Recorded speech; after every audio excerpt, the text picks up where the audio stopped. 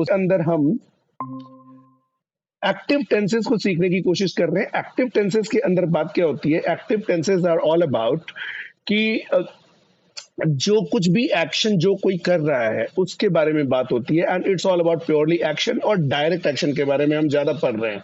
Right, we are learning more about direct actions, we are not learning about indirect actions, क्योंकि एक subject का object होता है और दो दो ऑब्जेक्ट भी कई बार होते हैं।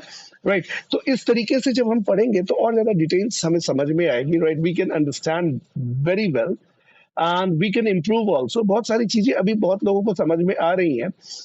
एक चीज जो मैं आपको कहना चाहूंगा, लैंग्वेज के अंदर कभी भी हमें जल्दीबाजी नहीं करनी चाहिए, बिकॉज लैंग्वेज के अंदर अगर हम रश करेंगे ना तो we can not learn. Language is the process. बोलना तो आदमी 2 साल की उम्र तक सीख जाता है, नहीं? मम्मा डैडी खाना दो, आओ जाओ, ये करो वो करो, लेकिन क्या बोलना है और कब बोलना है, उसका मीनिंग क्या होगा, ये सीखने में शायद कभी कभी जिंदगी भी लग जाती है। And this is what we need to learn. Right, what to say and when to say. Right, what does it mean? Right, and this is what we have been learning. We have learned so many things, and in that process we have learned about present simple, present continuous, past simple, past continuous, future simple, future continuous. And today what we are going to do is we are going to learn past perfect and past perfect continuous. Today we are going to learn about past perfect and past perfect continuous. Every tense में हमने सीखा कि कैसे उसको identify करते हैं। Identification is really important.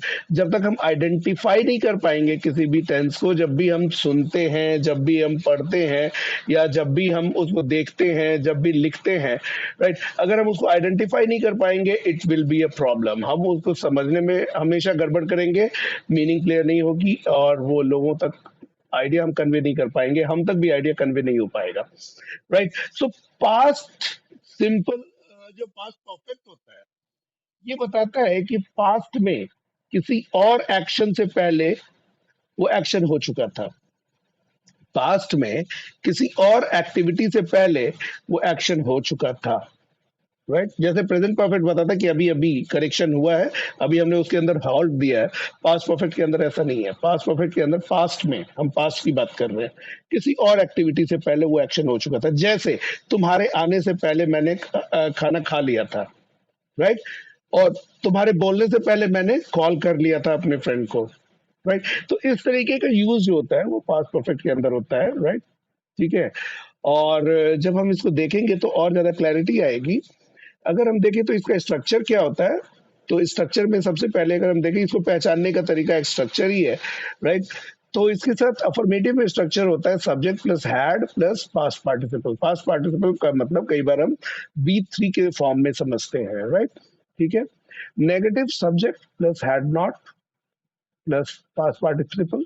Interrogative में had plus subject plus past participle. Right, usage क्या है इसके? The past perfect tense is used to describe an action that was completed before another past action or a point in time. एक point of time जो था उससे पहले वो action हो चुका था। Right, just give me a sec.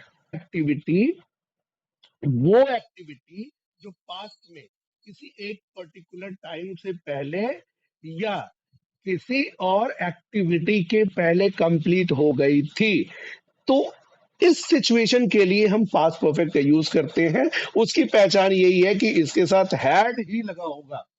Had लगा हो तो कोई जरूरी नहीं कि वो पास्ट परफेक्ट हो, लेकिन पास्ट परफेक्ट में तो हैड लगा होगा ही होगा, और वर्ब जो है वो अपने थर्ड फॉर्म में होगा। राइट, और इसके अलावा कोई और इसकी पहचान खास नहीं है। और इसके अंदर रेफरेंस क्या, रेफरेंस पॉइंट है अंडरस्टैंडिंग की पॉइंट, जो इसको पहचानने का जो पॉइंट है। पहचानने का पॉइंट क्या होता है? वो होता है पहचानने का पॉइंट कि आप इसमें एक और एक्शन की या टाइम को महसूस कर पाएंगे। Like what did you do before your graduation? What did you do before your graduation? तुमने अपने ग्रेजुएशन से पहले क्या किया? राइट, तो आप बोल सकते हैं I had done my +2 before my graduation. तो ये क्रोनोलॉजी के अंदर उस एक्शन से पहले वो एक्शन हुआ। राइट, तुमने खाने के पहले क्या किया? तो एक एक्शन से पहले, right, before I ate I had brush my teeth, right, एक काम पहले हो चुका था, इस बारे में बात होती है। ओके, तो एक बहुत ही क्लासिकल एग्जांपल है, जो जिसने भी बचपन में पढ़ाई की है और जो अभी बच्चे हैं जो पढ़ाई कर रहे हैं, राइट, ये सारे लोग जानते हैं इस चीज को, और आप सब लोगों ने पढ़ा होगा। और जो अभी बहुत छोटे बच्चे हैं, जैसे रिद्धि अभी बहुत छोटी है, she is class 5 students, right, ठीक है, तो आप आगे पढ़ोगे रिद्धि, ठीक है, कि ट्रेन के आने से, अरे मैं जब तक स्टेशन पहुंचा तब तक ट्रेन जा चुकी थी, मेरे स्टेशन पहुंचने से पहले ट्रेन जा चुकी थी, राइट, एवरी बुक के अंदर यही एग्जांपल मिलेगा। राइट, मेरे, राइट, और डॉक्टर के आने से पहले पेशेंट, राइट, ये दो एग्जांपल आपको हर जगह मिलेंगे, हर बुक में मिलेंगे, इसी दो एग्जांपल पर पास्ट परफेक्ट बता के खत्म कर दिया जाता है। यस,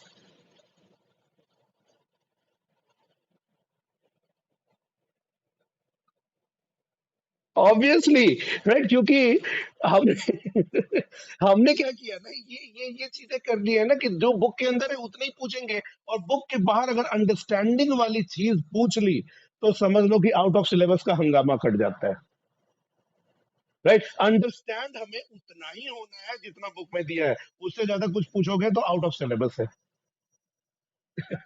लेकिन मेरा क्या कहना है कि अंडरस्टैंड कर लो ना, उसके बाद कुछ भी पूछे, आप दुनिया में सारी चीजें करते रहो, कोई प्रॉब्लम नहीं है।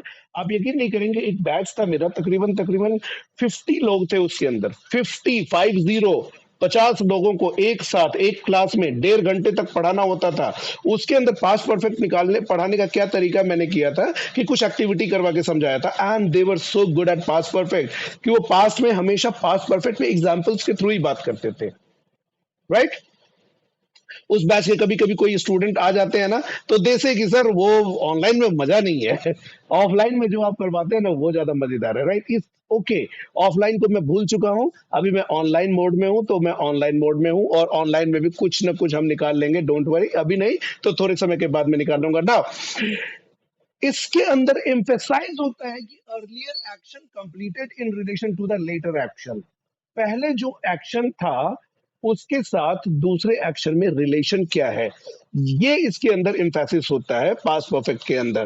पास्ट परफेक्ट कंटिन्यूअस, जैसे एग्जांपल अगर आप देखिए, यहाँ पे देखिए, तो मैंने यहाँ पे एग्जांपल भी आपको बहुत मतलब डिफरेंट दिया है। और तीसरी चीज क्या होगी इसकी, it helps establish a clear sequence of events in the past, it helps establish a clear sequence of events in the past. तो जब भी आप किसी इवेंट का लिखेंगे क्रोनोलॉजिकल ऑर्डर में कि एक टाइम के बाद क्या हुआ, किस टाइम के बाद क्या हुआ, तो हम यूजुअली पास्ट परफेक्ट का पहला यूज करते हैं, उसके बाद सब्सिक्वेंट एक्शंस में पास्ट सिंपल का यूज करते हैं, राइट। जैसे अगर एग्जांपल देखें, she had finished her work before the meeting started, she had finished her work before the meeting started. अभी देखिए, ये देखने वाली चीज है कि पहला जो काम खत्म हुआ उसके अंदर हमने क्या किया है, पास्ट परफेक्ट का यूज किया है, she had finished her work, she had finished her work, किससे, before the meeting started, meeting start होने से पहले। तो जो काम पहले खत्म हुआ वो कौन से में रहेगा, पास्ट परफेक्ट में। नेगेटिव क्या होगा, जैसे दे hadn't seen each other for years, they hadn't seen each other for years, मतलब अभी से टाइम से पहले बहुत सालों से अगर नहीं मिले हैं तो ये हो जाएगा।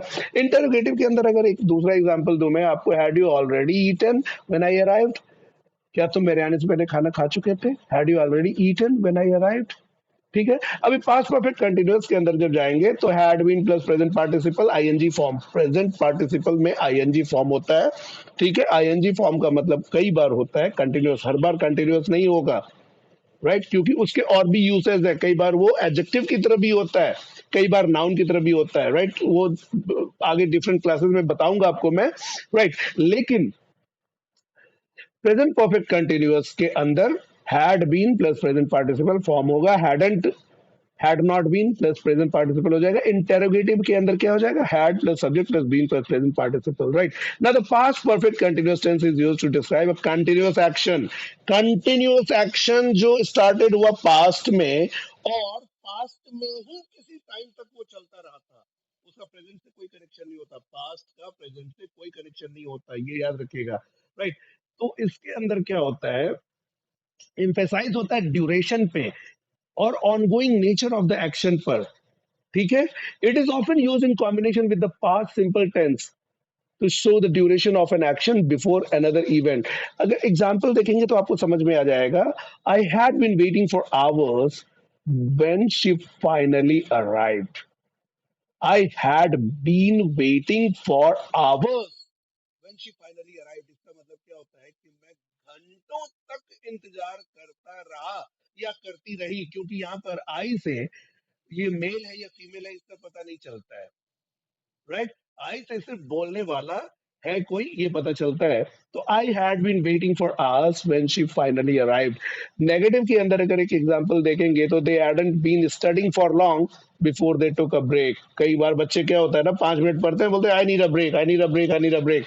Right? No, right? Take a break, but take a break only after 25 minutes, right? आधे घंटे का शेड्यूल बनाइए अगर आप बहुत इफेक्टिव स्टडी करना चाहते हैं. For everyone, right? मैं आपको बीच में थोड़ा सा डिस्टर्ब करके बता रहा हूँ, राइट?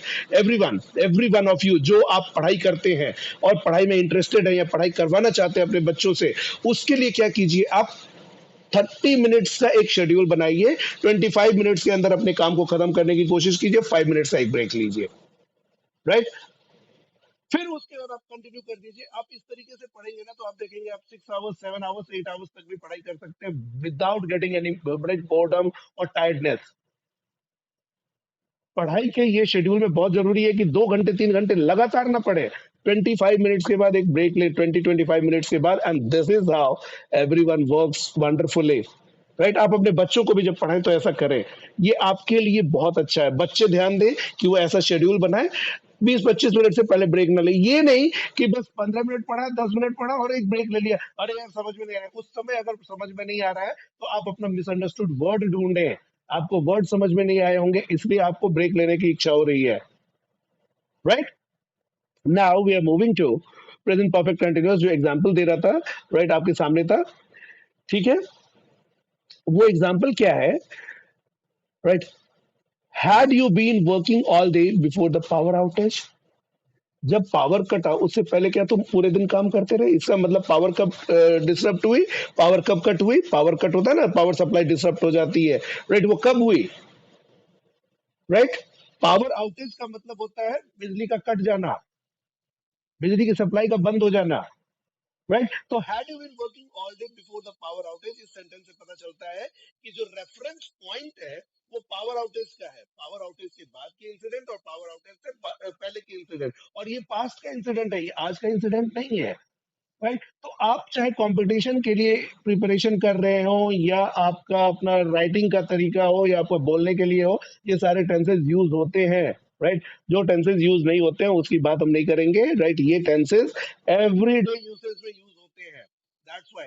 तो ये टेंसेस क्या होते हैं? ये talk about events in the past and their relationship to the past events. The past perfect tense focuses on the completion of an action before another past action, while the past perfect continuous tense emphasizes the duration of an action leading up to a specific past event. तो कुछ mixed और combined examples भी यहाँ पे दिए हुए हैं, जैसे by the time he had arrived, I had been waiting for 2 hours. For के साथ आप यहाँ पर भी देखेंगे तो for के साथ period of time लगा रहेगा. Point of time and period of time, there is a huge difference, right? Period of time means collection of time, like 5 minutes, 10 minutes, 15 minutes, 20 minutes, 25 minutes, 30 minutes, right? 2 hours, 5 hours. This is collection of time. But point of time means 7 o'clock, 8 o'clock, 9 o'clock, 10 o'clock, right? ये जो होता है ये point of time होता है. Point का मतलब पता है ना आपको? एक छोटा सा पॉइंट, जैसे हम एक पॉइंट डाल देते हैं, right? Point of time and period of time के बीच में ये डिफरेंस है. ओके, नाउ इस सेंटेंस के अंदर by the time he had arrived I had been waiting for 2 hours, इसकी एक्सप्लेनेशन अगर आप देखेंगे, this sentence combines the past perfect tense and the past perfect continuous tense, right? It indicates that the waiting started before the arrival and continued for a duration of 2 hours until that point. मतलब wait करना कब start हुआ था? Wait करना start हुआ था जब काम शुरू भी नहीं हुआ था, राइट? ठीक है, किसी के आने से पहले, right? He had arrived, by the time he had arrived I had been waiting for 2 hours. उसके 2 घंटे पहले से ही वेटिंग स्टार्ट हो चुकी थी, राइट? इसी तरीके से अगर आप देखेंगे, she had been studying for weeks before she finally pass the exams, right? This sentence combines the past perfect continuous tense had been studying and the past perfect tense had passed, right? यहाँ पे आपको had नजर नहीं आएगा, लेकिन चूंकि पहले वाले सेंटेंस में है, इसी वजह से ऐसा ही है. It indicates that the studying started in the past and continued for a duration of weeks until she achieved the result of passing the exam. They hadn't been working on the project for long before the funding got cut. Right?